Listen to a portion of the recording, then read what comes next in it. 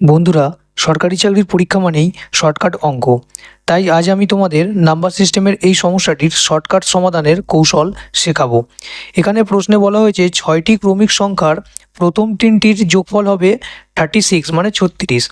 এখানে বার করতে হবে বৃহত্তম ও ক্ষুদ্রতম সংখ্যা দুটির যোগফল।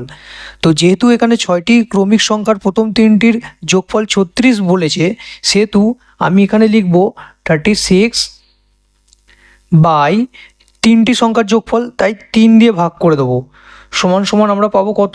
12। তো এই 12 সংখ্যাটি হবে প্রথম তিনটি সংখ্যার মাঝের সংখ্যা।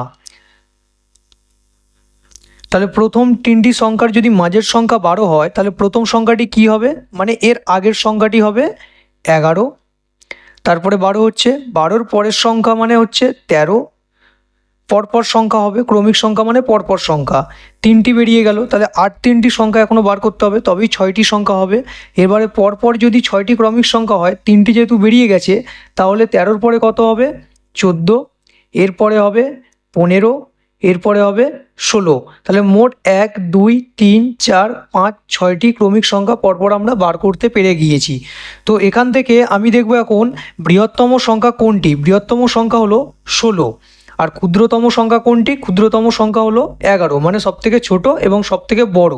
এই সংখ্যা দুটির যোগফলটি আমাকে প্রশ্নের মধ্যে বার করতে বলেছে। তো এই দুটি সংখ্যাকে আমি যদি এখন যোগ করি, তাহলে আমি কত পাবো? 1 আর 6 যোগ করলে হয় 7, 1 আর 1 যোগ করলে হয় 2, মানে উত্তর পাবো কত? 27। Option D 27 answer is correct.